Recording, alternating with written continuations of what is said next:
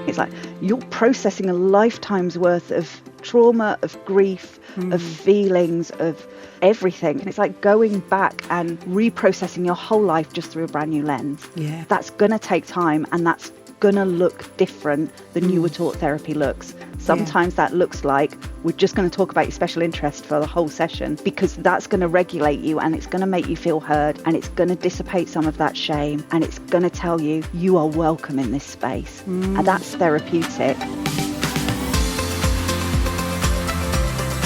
Welcome to Good Enough Counsellors, the podcast for growing a private practice without the pressure to be perfect.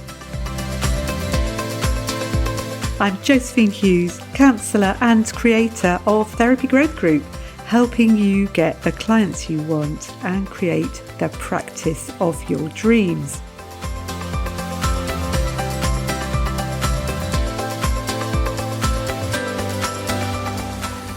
I'm really pleased to welcome Louise Lucas back to the podcast today. Louise joined me a couple of years ago now to talk about her own experience of discovering that she was autistic in adulthood and how that shaped both her life and her private practice.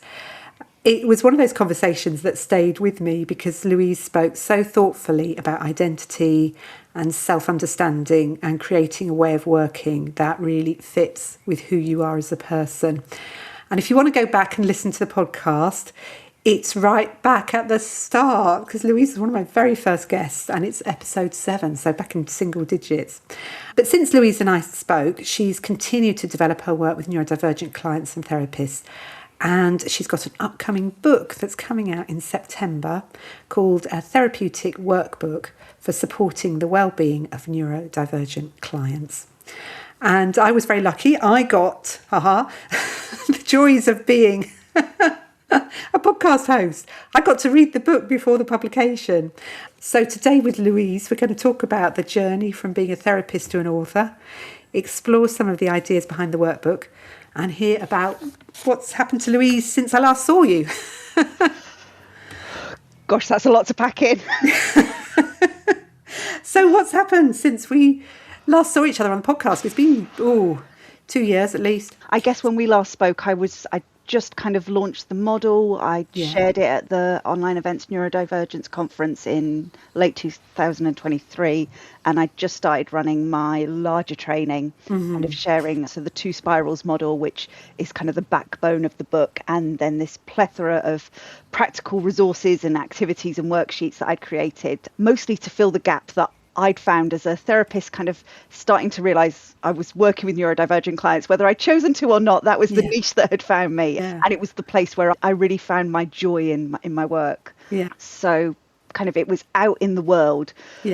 But I wasn't really sure what I was going to do with it. And I just kind of started sharing things a bit more widely. So I'd been to an event run by the BACP for supervisors, where I'd shared some things on neuro-affirming practice in supervision. And I think at that stage, I was probably just in the stages of planning going to the Pink Therapy Conference, which that year was all about the intersections of queerness and neurodivergence. And that's where the book started, really. Go on. So I attended the conference. I was part of the opening panel of a group of queer and neurodivergent therapists who kind of did a panel piece. And then I also presented a workshop that was a bit more personal about my own experiences of coming out as both queer and neurodivergent. And actually, despite it's happening kind of decades apart, the process had actually had lots of similarities. And it was a really interesting but very personal piece. I even brought all my Lego pieces into it, which gave me immense joy to kind of share my personal journey through the medium of Lego. And it was somebody who'd attended that workshop who knew somebody who worked at Jessica Kingsley Publishers. And then I got an email. It just popped into my inbox one day from an editor saying, would you be interested in maybe having a chat about doing something? I've heard about your work at the conference, and let's see what might be there. And it's the sort of thing that doesn't happen. People want to write books and it takes time and energy, and there's part of me that feels a little bit guilty because it kind of landed in my lap at a time when I wasn't expecting it and wasn't really looking at it. It was I remember, in fact, in the Therapy Growth Group, we'd done an exercise, this would have been some time before, probably, looking at future goals and probably just planning for the kind of coming year. And at one point you'd said, and just write down one thing that you would love to do, not a now thing, not a next year thing, but in 5-10 years, what would be the thing that would make you feel like I've really made it? This is the thing I want to do. And this little voice in my head, just write a book, just put it down. And I remember writing it really small, and it felt like a really audacious thing to put out into the universe. And probably 12 months later, the opportunity came knocking. Because it's actually a really practical book, isn't it? It's actually called a Therapeutic Workbook. Would you like to tell people a little bit about why it's called a workbook? Because that's what it is. So when I was doing this work, that was the gap that I found. There was lots of academic stuff, there was lots of medicalized stuff on neurodivergence, there was lots of kind of introduction to neurodivergence for therapists. But what I wanted was someone to say, this is what you do in the therapy room. And it just didn't exist at that time. Now there's been lots of developments in the area since then, so there now is lots more, but that's where the model came from, and that's where all these workshops came from. So the book is there's 3 sections, so that there's the introduction and kind of the model itself, the 2 spirals model, which anyone that's heard me speak will know all about, because I never shut up about it, because I'll ask you about it to explain it in a little bit. Go on. So you've got an explanation model. And kind of a overview of neuro-affirming practice and how we might think about that. And then there are these 3 strands that I kind of weave through my work with neurodivergent clients, and that's knowledge, understanding, and acceptance. And the knowledge is all about getting the right data. So that's knowledge for the individual. How does my neurodivergence show up? What's my experience of my neurodivergence? What are the traits that I experience? But also the wider contextual stuff. So how is this impacting me? What's the society I live in? What's the systems and structures that I'm moving through? How does my neurodivergence impact with those? It brings in kind of intersectional identities. It brings in an understanding of the wider kind of neurodiversity paradigm and how that kind of fits in and kind of disrupts some of the medicalized models. So there's this really big, I always call it data gathering. It's like, we don't do anything with it. Let's just figure it, like, what's the lay of the land? We don't have to touch it. We don't have to change it. We just have to kind of recognize what are these different bits there here. Absolutely. The observance. And then the understanding is that, okay, so if these things are true, what does that mean? And again, at this stage, we're not trying to change it. What we're doing is going, okay, so if, for example, I have auditory sensitivity. So if I have auditory sensitivity, what does that mean for me as I move through the world? What kind of environments are going to be more difficult for me? When does it show up? What are the things that exacerbate it? What are the things that make it easier to manage? What are the supports that I can find? Just that noticing, when is it different? Because neurodivergence, part of the wonderful thing about it is it's constantly changing. So there's never this is the answer and this will fix things. We don't fix it. We learn to work with it and work with its rhythms and its shifts and its changes. And the final part is the acceptance part. And that's where change happens. And that is that, okay, I know all of this to be true. I accept myself as I am. Therefore, what does this mean for my life, and how do I create a world and a life that is sustainable for me? It goes back to Carl Rogers. When I accept myself as I truly am, that is when I find I can change. And we can't do that without the knowledge and the understanding bit, which makes it sound like it's, oh, well, you do the knowledge, then the understanding, and then the acceptance. And of course you don't. They are all woven together, and at different times, different ones come more easily and grow more. It's a process, and all of the book, all of the exercises in it, it's a really practical workbook. So kind of each of these strands has a number of exercises that has okay, here's often a worksheet. This is how I've used it. These are some things that might cause it to be difficult for some clients, because obviously neurodivergence is a huge umbrella. Nothing's going to work for everyone. And this is how you might want to integrate it into your practice. But I've tried to do it in a very gentle kind of offering of, here's what I've done and here's what I know. You will know other things. Your clients will know other things. But I'm going to share my bit with you and then kind of take it off and integrate it into your practice. So it's not modality specific. It's very much, these are tools. How do they work with you and how do they work with your clients? And it's different with every client because every relationship is different. And every client is different as well. So, you know, we sort of mentioned that people might well have heard of the Neurodivergent Wellbeing Model, but for those that haven't, could you explain about the sort of spirals and how they work? Absolutely. I love talking about these things. I could do it Yeah. all day. You might have to stop me, Josephine, if No, I it's talk too fine. much about it. So it started really from my own observance of what was going on for me around my neurodivergence and patterns that I was seeing being repeated with clients. And I found myself drawing out this same, at the time it was a cycle. And it was when we are dysregulated, our capacity just shrinks. So when I am dysregulated for whatever reason, my auditory sensitivity becomes greater. I become more sensitive to things. My Yeah. executive function often decreases. I can get more demand avoidance. Things like, for me, when I'm particularly dysregulated, I can lose access to words. You wouldn't think that was true listening to me speak right now, but there are times when words are just not available to me. It can come out physically, and that then feeds into I'm not able to do the things I want to do because everything is harder, because my sensitivities are more pronounced. So I'm spending more of my energy, more of my capacity just managing existing in a world, because everything suddenly feels harder and harsher and more difficult. So I can't do the things I want to do and need to do.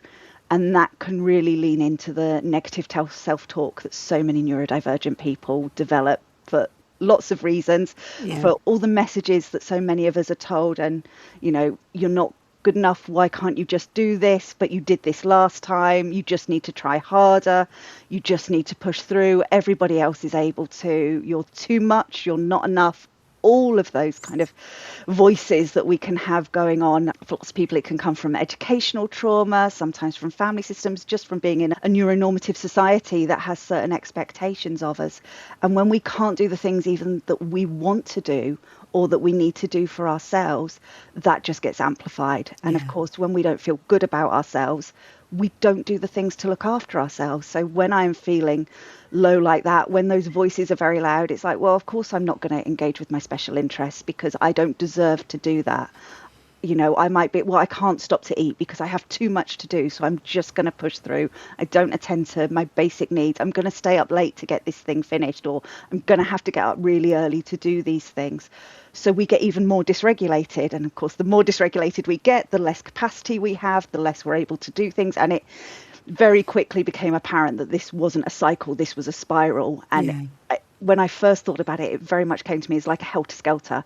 Once you're on that spiral and you're just going down and down, and you gets faster. And I don't know if you remember, when I was a kid, I remember being on a helter-skelter and being told, you must just keep everything in. If you touch the sides, you're going to get burns. Why? I don't know that you're allowed to go on them anymore. It seems so unsafe on these little Hessian mats, kind of going down at great speed. And just that fear of, well, I can't do anything. I've just got to ride this through until you get to the bottom. And at the bottom is burnout. And burnout for so many neurodivergent folks and neurotypical people, you stop being able to do everything. The brain and the body just says, no. This isn't okay anymore. And that resonated with lots and lots of people. And it was a client actually who said to me one day, but is there something else? And I was like, because this isn't, and I remember the conversation, I was saying, but this sounds really awful, but this isn't all, it isn't always negative feedback loops. And they were like, okay, but what's the positive one?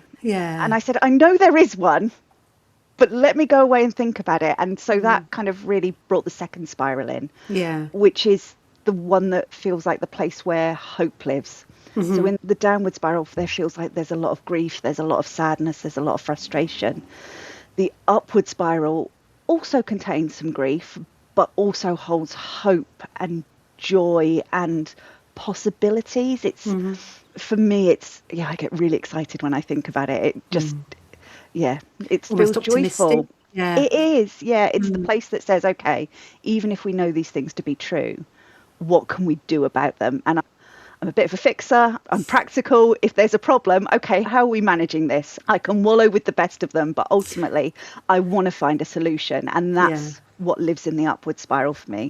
Because the upward spiral starts at the same place. It starts at that place of regulation, but it's rather than that message that so many of us have been told of just try harder and kind of really focusing on behaviours. You just need to do things differently. You just need to get on with it. It says the place where we manifest change is in how we speak to ourselves and how we take care of ourselves. Because when I speak to myself with compassion and kindness, when I get curious about what are my needs, when I allow myself to attend to those needs, I become more regulated. When I have slept, when I have eaten, when I've engaged with my special interests, when my sensory needs are taken care of, I feel better, I feel more regulated, my capacity increases, I'm able to tolerate distress much more kind of, don't quite know what the word is. I'm just able to tolerate it more, I guess. And that then makes everything not necessarily easier, but we find an ease. So I'm more able to do the things that I want to do and need to do. It doesn't mean I can do everything. There are some things that for me will always be hard. But because I'm in that place of regulation, I'm able to engage those more rational parts of me that are able to go, okay, this is what's happening in this moment. What can we do? What is possible? How are we going to move forward with this? And because I'm doing the things that I want to do and need to do, I feel better about myself. So those negative voices aren't getting fed. What are getting fed are we're okay. Who we are is okay. And so then I'm more likely to look after myself, engage in the self-care that I need to keep myself regulated. And so again, it sounds like a cycle, but it's a spiral, and it takes us up, and it takes us to a place of balance and sustainability. And what that looks like is different for everyone. What I can achieve is very different to someone whose neurodivergence presents in a different way, or who has a different support system around them, or is living with a different intersectional identity and different pressures on them. But the model is about finding what does balance look like for the individual, because our upward and downward spirals, they always exist together. It isn't we replace the downward spiral with the upward spiral. It's we find the balance between them. There are always things that will pull me down. There will be a loud noise that I cannot control that will come out. The heat this week has been it plays havoc with my sensory needs, with my fatigue. When my long COVID was particularly bad, which hopefully, touch wood, is better now, that massively impacted on what I could do. So those things were never going away. The living in a neuronormative society, the systemic oppression so many of us experience, doesn't go away. But what we do is we add in the positives and we find a way to balance them out. So we strip away as much of the downward pressures as we can. We add in as much as the upward pressures. And somewhere in the middle, we find okay, this is sustainable. What came up for me, actually, just sort of listening to you then, was, that sort of sense of maybe being able to interrupt the self-talk and show your self-compassion. And what I quite often find is that it's very difficult for me to do that, but somebody else being compassionate really can break through. And I wonder if that's sort of part of the role of the therapist with absolutely when helping people to use this model. And actually it's something that I often will say to clients, I'm going to hold on to the hope. I'm going to hold on to the compassion. I'm going to give you the reframe. I'm going to give you the other voice. And some of the exercises in the book are very much about the finding the scripts. So you're not having to, because in that moment when we most need to take care of ourselves, often we haven't got the capacity to try and figure out, well, what does taking care of myself look like? If at that point when your capacity is really low, you've got even poorer interoception. So, I mean, I never know when I want to eat. I have to eat on a schedule. Otherwise, it doesn't happen, because I either think I'm always hungry or never hungry. I cannot trust those signals from my body. But having structures in place helps me to make sure that bit of my life is regulated. And sometimes it's recruiting other people. So my wife will say, I'll say to my wife, I feel really dysregulated and I don't know why. And she'll be like, have you drunk any water today? And it's like, oh, no, I just need to go and do that. And that will be the thing. And that's the knowledge part. The more we understand the things that cause dysregulations, and the more we can understand the things that will help it. And so a lot of it is building those structures and strategies. So even when we feel like, well, I don't know what I need and I don't know what's going to be helpful. And even though, like, if we're particularly with some of my neurodivergent clients where now is the only time that exists, it has never felt any different, it can never feel any different. We've got the script of, okay, but I know when I feel like this, in the past I have done things that have been helpful and they have been these things. And so one of the things that I really love to share is, like, just go to basic needs. Like, when you don't know what's wrong, you don't know what to do, go back to the basics. Have you had anything to eat? Have you had any liquid? Are you tired? Are you the wrong temperature?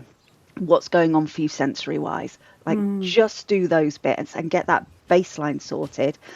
And you're unlikely to do harm by having a little bit of water, a little bit of something to eat. I think a nap makes everything better. Just kind of giving yourself that permission to just go, okay, well, what can I do right in this moment? What's the most accessible thing to me? And then we build from there. And as we get more capacity, we become more able to challenge the thoughts. So even when I really don't like myself, I can usually find the wherewithal to go, I'm just going to close my eyes, because actually it might feel better. Even if I just get 20 minutes, something might shift in that. Or I really don't like myself, but I'm going to give myself some water, and sometimes I will drink water to spite myself because I don't want the stupid water and I'm not drinking it, but I am going to drink it. And that's the thing that works. And it's learning to trust the structures even when you don't trust yourself. Yeah. I think there's a lot in that, isn't there? Because it sort of feels hopeless a lot of the time. And you just sort of think, no, can't do it. Not worth it. There's no, and it's using the times when you're in a place of regulation and you have capacity to what can you do to support your future self. I'm forever, okay, I don't want to do this right now, but future Louise is going to really appreciate that I've batch cooked this week. Or as I'm kind of meal planning for the week ahead and going to do the shopping and grumbling about it all the way, it's like, okay, I don't want to do this. But on Thursday, Louise is going to be thrilled that she knows exactly what she's cooking and she doesn't have to use any executive function because it's all there and laid out and ready. And it's just that. And sometimes that can really help with that. Okay, I'm not being nice to myself. I'm being nice to this future version of me that isn't quite me now. So it's a little bit of externalization that just makes it a little bit more accessible. I'm doing this for future Louise. Yeah, just sort of like to externalize it.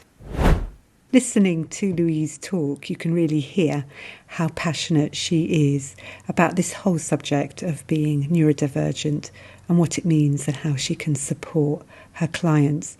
It may surprise you to know that when Louise initially worked with me, she didn't know that this was going to be her niche.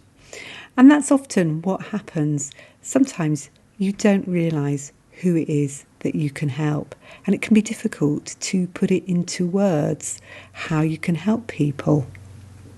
But with Louise, what happened is that over time her interests and her experiences and values shaped the work that she does today.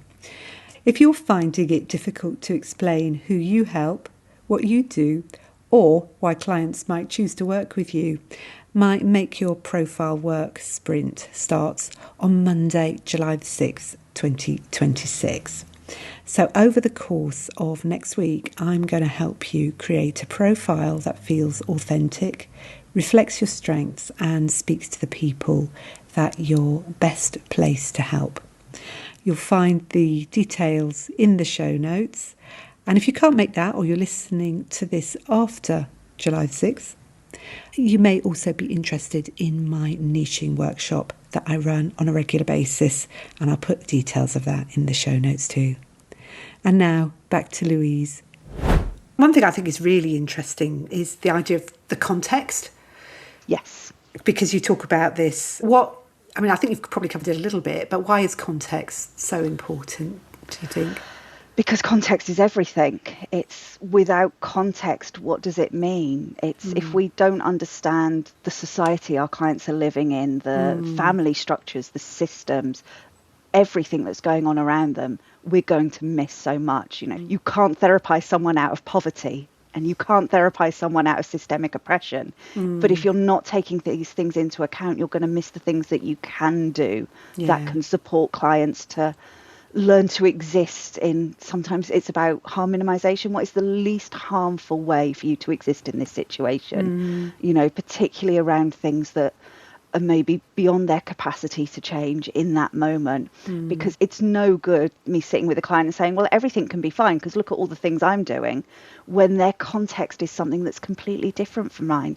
And even if on the surface it's like, oh, well, that sounds like we're the same, it's not going to be the same. You know, I'm an identical twin. There's literally another version of me walking around in the world. But even though kind of on paper, you know, we were born at the same time to the same parents, into the same family with the same genetics, even with all of that, our contexts are still completely different. Our neurodivergences show up in slightly different ways. We've made different choices at different times in our lives. Even just who's the older twin and who's the younger twin, that 20 minutes in between our births has caused differences in the way we're treated and move through the world. Wow. As she likes to remind me, although she doesn't like to remind me she's the older twin quite so much, as we're in our 40s now. The shine's gone off it a little bit. But all of that, and it's understanding not just the things we can see, but the things that we can't see, and the things that maybe are out of our awareness that we don't know about. There are experiences that I just do not have, that I don't know what's going on. I need to learn from my clients. I need to go away and do my own work. I can know what it is to be a cis woman. I know what it is to be a queer woman with my particular brand of queerness. I have an experience of chronic health difficulties, but that's not the same as lots of other people's. I also have parts of my identity that carry a lot of privilege. My cisness carries privilege, my whiteness carries privilege. Having to understand it's like another spiky profile is sometimes how I describe it, in the same way that a neurodivergent experience is a spiky profile. We have a spiky profile of privilege that impacts how we move through the world, and it's the areas of my identity that carry privilege don't cancel out the areas that aren't privileged, but they do change the way in which they're perceived.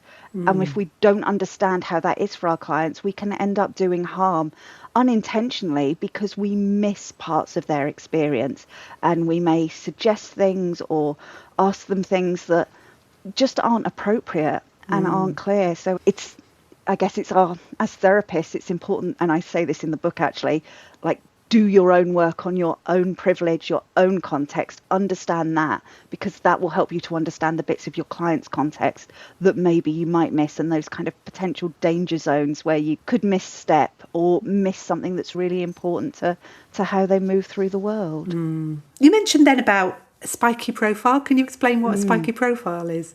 So a spiky profile is the mapping of how neurodivergence shows up for us. And I guess the easiest way to think about it is in terms of sensory stuff, although it covers a much wider range of that. So in terms of the places where you have a hypersensitivity or a hyposensitivity. Right. So generally the thinking is that for most people who fall into the kind of neurotypical category, it's fairly flat. Kind of, and things like your experience of the world, things like kind of ability to access educational stuff, all of that there's a fairly standard, like if you're good at things, you're often good at lots of things, and there might be some variation between, but generally it's a fairly standard. These are the things that you're good at, these are how you experience them, or these are the things that aren't great, and we get streamed at school, not by individuals, or certainly I didn't when I went to school. It wasn't individual subjects. It was just a general, you're in this set, you're in that set. Yeah. And it kind of works like that. Whereas with neurodivergent folks, often you have massive inequalities. So you'll have things where there's real hyper awareness, or where they have a really pronounced kind of talent, or they're really good at something, or something comes with an ease, which interestingly is often discounted by neurodivergent people, because if it's easy to them, then obviously it doesn't count as something that's worthwhile. And then you'll have things that you might have hyposensitivities, or things that you just find really difficult. So trying to think of a good example. So in my family, we have a range of experiences of pain. I was talking to someone about this today. So I've got a family member who has a hyposensitivity to pain, so just doesn't recognize pain until it's at what would be quite a high level for somebody else. And somebody else who has a hypersensitivity, so is a bit like the princess and the pea. For both of them, their experience of pain is an unreliable narrator. It doesn't tell you very much about what's actually going for them physically, because it doesn't match up with those kind of neuronormative expectations of what our experiences of pain are. So both of them can end up being dismissed or missed or diminished in their experiences because of that. And that's because of their spiky profiles. In other areas, they will completely switch around, and one will have a hypersensitivity and one will have a hyposensitivity.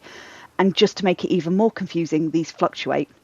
So I can be very sensitive to something, but sometimes I can tolerate more of it or tolerate less of it, depending on what else is going on. So, for example, when it's hot, if I'm hungry, if I'm sick, if I need a wee, all of that can make my ability to tolerate certain things much, much less than it would be at a time when I'm the right temperature, I'm not hungry, all my basic needs have been taken into consideration.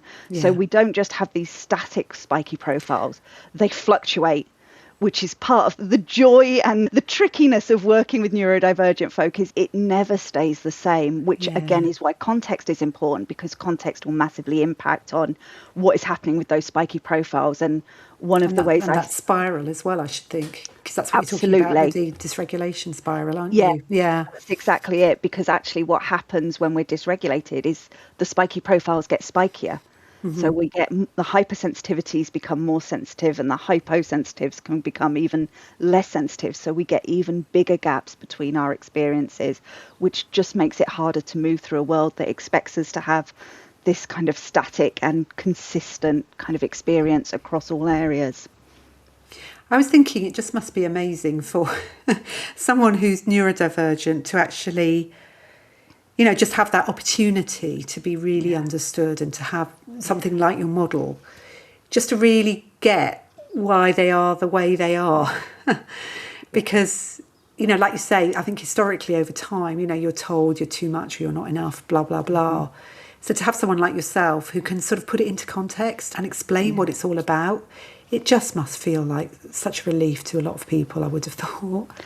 It's certainly the feedback that I've had from people. And I guess so much of it comes from my own experience of figuring this out for me, and actually how it felt for me to suddenly realise, oh, there's a reason for all of this. And I was lucky that I already had quite a lot of the kind of knowledge about the neurodiversity paradigm. I'd worked for years as a disability advisor, so I had a lot of the building blocks ready. But for somebody who's not got that background, not got that context, doesn't have that language and that framework, you're just floundering until you find something, and a space where it's okay to just go, well, I think this is my experience, and I think this is what, because so many of us don't trust our own experiences because we've literally been told we're wrong. You can't feel like that.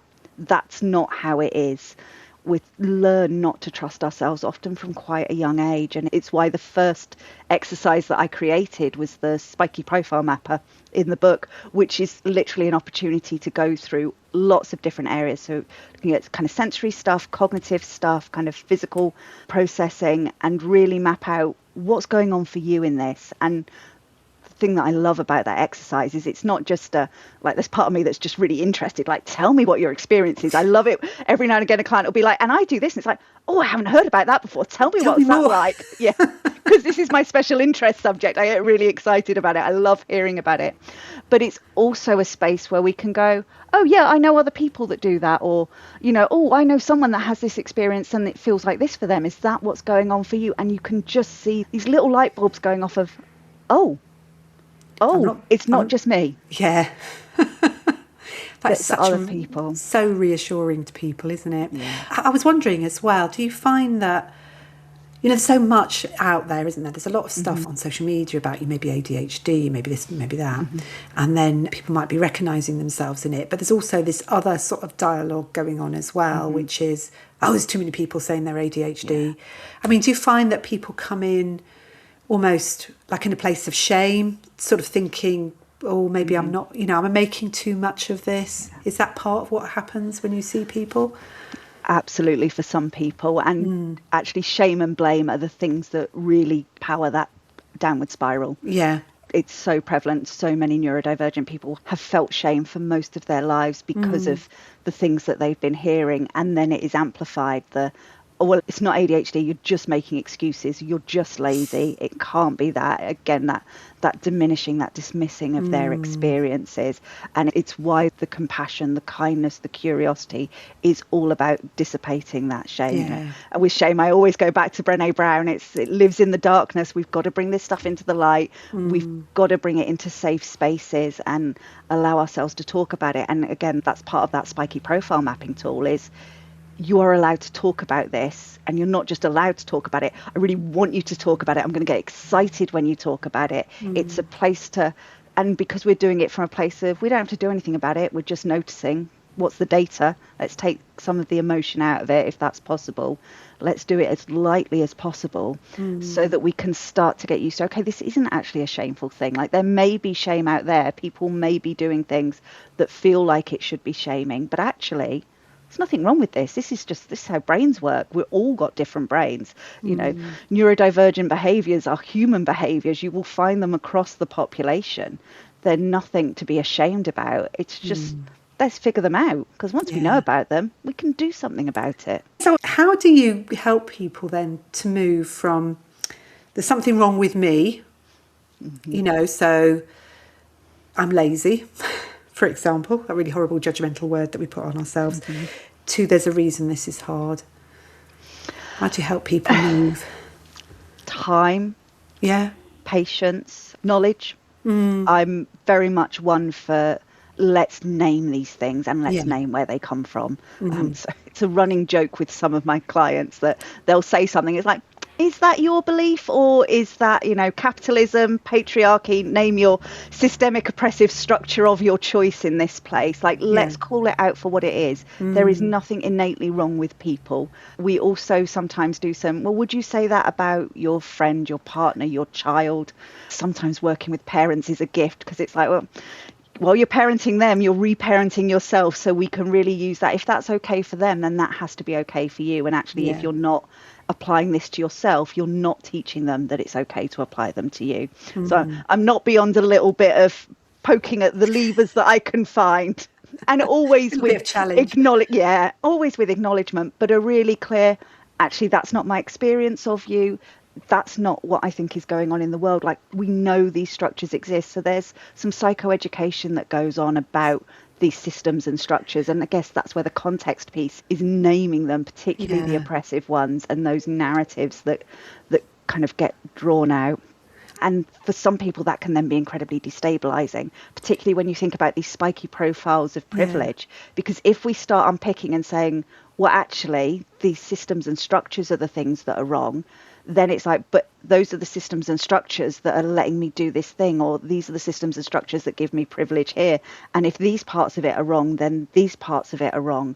Or sometimes if they're in family systems and structures or workplaces, education, which are holding up these kind of, because these are implicit and insidious within all areas of our society. You start scratching away at it, and suddenly lots of things can feel like they're falling down.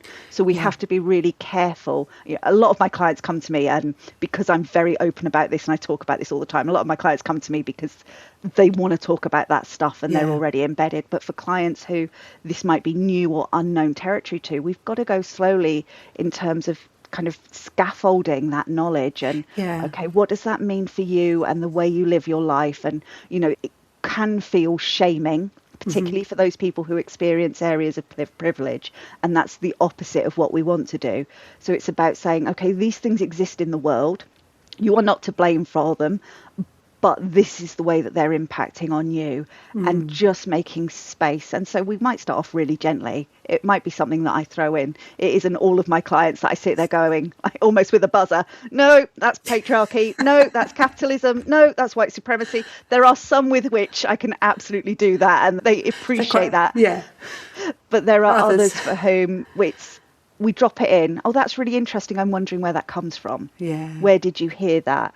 Or what makes you think that's the way things are supposed to be? And we can slowly start to, and shift and change with them, because actually in this work, often there is just so much grief. The grief for what was, the grief for how the world is, the grief for what wasn't, the grief for what might have been or what might never be now. And we've got to make space for that. So there's got to be a real gentleness, you know, I've been doing this work for a long time. I'm embedded in it, and these beliefs and values are very much kind of in line with my core values. But for clients who they aren't, it's just taking that time, just being gentle, just going slow. And letting them sort of work it out, I suppose, as well. Last time we spoke, you said that discovering you were autistic was one of the most healing things that ever happened to you. So as you look back now, how has that understanding continued to shape you and your life? Shaped everything. It's changed everything. It's the thing that allows me to go, I'm not doing this thing. It's the thing that allows me to go, no, this is important and this is worth trying. It was not long after we last spoke, and in fact, just after I'd kind of agreed to write the book, that I had quite a lot going on in my personal life. And it was that understanding of what my being autistic meant to me and my capacity that allowed me to go, I need to step back. And I took about 18 months where I just shrunk everything down, because I knew actually I haven't got the capacity to do all of the things that I was doing and showing up in my personal life in the way that I want to. And I think me 7 years ago would have just pushed through, because that's what you do. And I would have ended up in burnout, and I would have ended up even more poorly. And actually what I was able to do was go, okay, I don't have capacity to do that. What can I do? How do I make this work? It's just literally practicing what I preach. I have to live by this stuff. It hasn't just come from an academic knowing. I live and breathe this way of working. It's okay, I've suddenly got this huge pull on the downward spiral that could really send me into a place of burnout. What do I need to add in? What do I need to take out to really strengthen that upward spiral? And I played so much Stardew Valley that I gave myself tennis elbow, which my wife thinks is hilarious, that my sporting injury comes from playing too many computer games. But for 6 months, that was the thing that regulated me and allowed me to show up for my clients, show up for my supervisees, do that core piece of my work, and then do what I needed to do in my personal life. And it was, and it's the compassion. That's a really really strong theme that comes through in your work, isn't it? The self-compassion and the compassion is absolutely central to what you do, I think, isn't it? Absolutely. It's, I couldn't do any of it without it. And it's really hard sometimes. I'm not very good at it. I have to really work at it. But you need your wife there to say, have you had a drink of water? Absolutely. She's very good at prompting me. We kind of work for each other, which is part of the work that you do with clients. It's where do you get the support from? Who are the people that can support you this? Or sometimes it's not people. Sometimes it's pets. Sometimes it's online communities. It's, there's so many different places that we learn to look after ourselves through looking after others, and kind of those reciprocal arrangements. So if you had one thing... This is where I try and tie people down. What do you wish every therapist understood about working with neurodivergent clients? Oh gosh, that's a complicated question. Sorry. Oh no, it's a really simple question. You don't need to make it really complicated. That it's different. That the context is so important, and not just the individual context, but the societal context and the historic context. This is when you're working with any kind of minoritized identity, that kind of impact of systemic oppression, and it's not necessarily about those kind of acute traumas, but it is that systemic trauma of being in a world that isn't designed for you. So much just becomes compromise. It becomes twisting yourself into a shape that isn't your shape to try and fit in, to get through, to keep yourself safe. Like, there is so much trauma that goes on in this existence for neurodivergent folk that isn't necessarily seen, but we just do that. We just get on with that. That's just what people do. And it may be what some people do, but that doesn't mean that doing it is the same and has the same cost. So it's the gentleness and the time, and the holding of the grief of that, and making space for it. The thing I so often hear from supervisees is, but we're stuck, but we're not doing anything. It's like, you're processing a lifetime's worth of trauma, of grief, of feelings, of everything. I was describing it to a client this week, and it's like going back and reprocessing your whole life just through a brand new lens. That's going to take time, and that's going to look different than you were taught therapy looks. Sometimes that looks like we're just going to talk about your special interest for the whole session, because that's going to regulate you, and it's going to make you feel heard, and it's going to dissipate some of that shame, and it's going to tell you you are welcome in this space. And that's therapeutic. Even if I did that in a triad when I was training, I probably would have had words about whether or not that was what therapy looks like. Yeah, I think that's a really sort of important point, actually. I think that's a lovely sort of reflection. So just going back to the book, what are you most proud about with the book? That I wrote it. Yeah. It's amazing, because how do you find the time to write a book? That's what I want to know.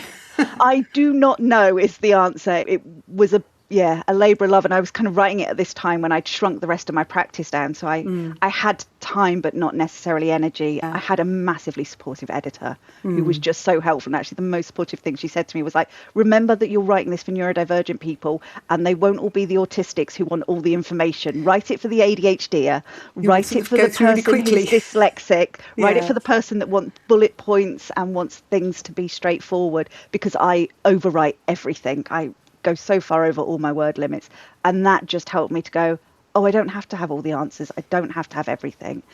What are the important things? And that was massively helpful. And it's so is there going to be a book 2, do you think? I have told my wife and anyone that will listen that if I even suggest writing another one, they are to tie me down and have very strong words with me. I just wonder if, you overwrite everything, that could go into book 2, couldn't it? Yeah, at the moment there are no plans, but I also am not holding myself to any promises I make in the moment. I'm still in that, get this one out first. Yeah, brilliant. Yeah, so remind us when the book's coming out. So 21st of September, but is available for pre-order now from all the usual places. And you can find details of it on my website, along with all the other things that I'm doing. Tell us what your website is. curiosityspot.co.uk, and there's lots of resources on there that you can download as well. So there's a copy of the 2 Spirals model that you can download, and some other bits and pieces, and all my blogs if you really want to read more of my ramblings about things. So final question, if somebody listening today is where you were a few years ago and they're feeling exhausted, confused, different, or wondering what's wrong with them, what would you want them to know? That you are okay, that there will be reasons why you're feeling like this, and there is lots of information and lots of different ways of getting it to support you. So figure out what works for you in terms of processing, and also give yourself a break. Like, go and rest. Basic needs. Eat something, have a nap, drink some water. Just figure out, what do you need in this moment? You don't have to have a forever plan. Sometimes it's the for now plans. Yeah, I think that's so helpful. I love a for now decision. It keeps me from getting into all sorts of trouble. Excellent. Oh, Louise, it's so lovely to see you again. Yeah, it's been really great to chat, and good luck with the launch of the book. Yeah, and I'll put all the details in the show notes as well, so people can see the proper title of the book, where to get it from, and how to find your website as well. So thank you very much for coming. Thank you so much, Josephine. It's always so lovely to chat with you, and thank you for having me. It's been, really lovely. I feel like I've just info dumped on you, which is my favourite. Well, I think it's what people find helpful, and who knows, perhaps another 2 years you'll have something else to come talk to me about. We shall see. No promises. It's lovely to see you. Thank you. Thank you. Thanks for listening. Do come and join my Facebook community, Good Enough Counsellors. And for more information about how I can help you develop your private practice, please visit my website, josephinehughes.com. If you found this episode helpful, I'd love it if you could share it with a fellow therapist or leave a review on your podcast app. And in closing, I'd love to remind you that every single step you make gets you closer to your dream. I really believe you can do it.